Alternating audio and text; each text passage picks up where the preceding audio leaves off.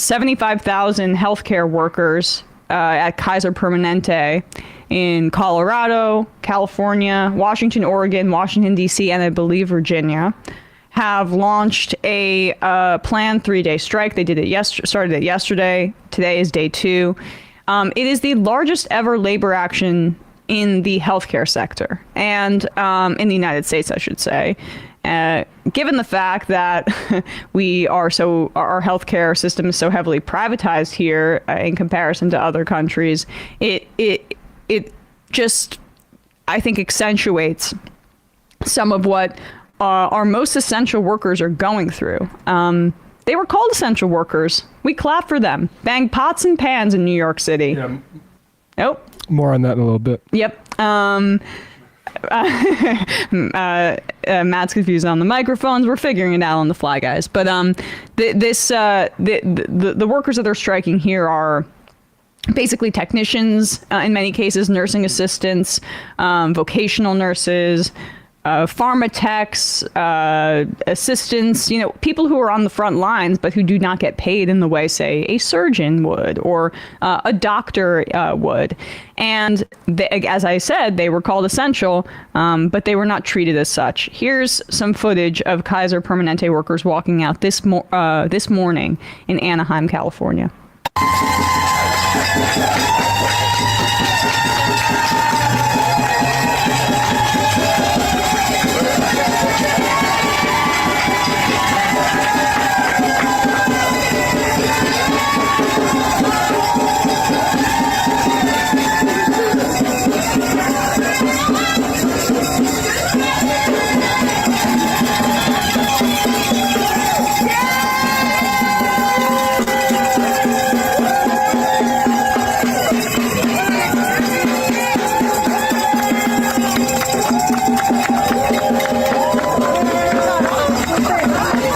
You love to see it. You love to see the cheering and the solidarity there. The banging of whatever, the drums or whatever people were banging, but this time to actually treat our workers as essential. More Perfect Union, which is just, an organization that has been so important in recent years, or since it started. I believe it started. Some former Bernie Sanders staffers were a part of founding More Perfect Union, and they've just been on the ground covering all these labor actions. I don't think that you can talk about the explosion in labor action without, the fact that some of these labor reporters actually covering things in the correct way. I saw Alex Press got a shout out from Chris Hayes on late night TV on Seth Meyers. That's commend all of these reporters for actually doing their jobs as opposed to the New York Times and things like that. Like this sort of online media space gets fetishized by so much, like by Silicon Valley people, but this is actually like what we need in this space, because like labor reporters have been cut. There's like does any paper right any major desk? Exactly. They send their like intern that like had just been covering like congressional politics out to see like, oh, which way is what does this mean for Trump? And so like to have the like More Perfect Union and groups like this, it's really vital. Yeah. And they're speaking here to Shauna White, who is a cardiac monitor tech at Kaiser Permanente, about her experience. This is amazing, and this isn't just for us, this is for other hospital workers, other people that they claimed were heroes, and that they said, we were going above and beyond, and we were, what was the term that they gave us for COVID? Frontline workers. Essential workers. Yeah, essential workers. And all of a sudden, that's all forgotten now. Now it's just like, no, we can't give you an increase. No, even though it shows, we can see on the internet how much they've made and profited. No, you don't deserve any of that. So that's what's really upsetting.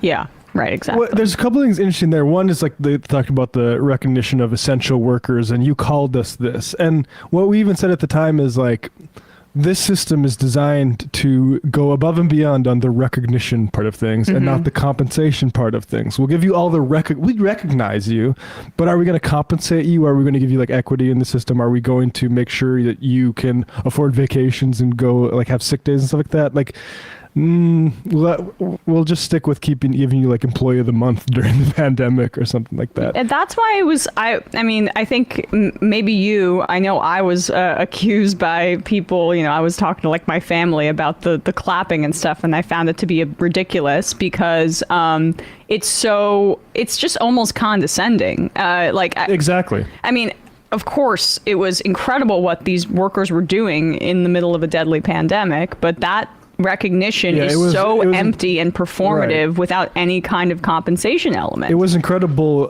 even without us, clapping out the windows, and it would have been even more incredible if we compensated them for that instead of just made ourselves feel good once a day by opening the windows. And you can really tie or draw a line, I should say, to what the UAW workers are going through as well, in the sense that they were taken advantage of by the corporation that they worked for in a crisis, which was the 2008 financial collapse, where they were asked to give away their cost of living adjustment, which is the number one thing that allows them to get raises. And as cost of living increases, they get more money.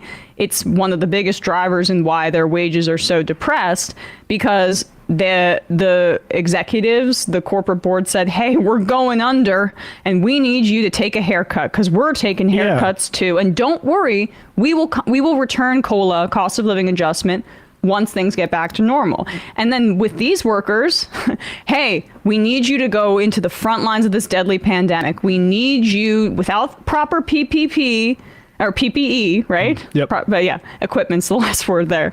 Without proper PPE, you need to go in and do what you need to do, and we will clap for you. But now it's right. 4 years later, or 3.5 years later, and they need raises, and it's like, you got to strike for that. You see the structural veil that allows capitalism to work like this, because they say oh, we all need to tighten our belts, things are good. Well, can I actually look at that? Can I look at those numbers, or do I just have to take your word for it? Yeah. And then are you for sure going to get back to me when it's not time to tighten our belts, when it's time to loosen our belts a little bit, or are we going to have to shut this down and force you to? Because that's actually, surprise, what's happened. So if you hear all this whining and bitching about how the fact that people aren't going to be able to get their care because these workers are walking out, and because this is why they have to hire scabs, which is already happening, by the way. Right. Then understand that's not supporting workers in their fight now when they walk out is, you never will. That means that if you clapped in the pandemic, that you have no understanding of what people actually go through, because the only way that workers are able to get what they deserve from these major companies like this, and Kaiser Permanente is a behemoth, is to exercise their leverage. No recognition, compensation, and that's what's necessary here. So with that, I will say, we stand behind the Kaiser Permanente workers 100% here, and all workers who need to get what they deserve from management and from their corporate overlords.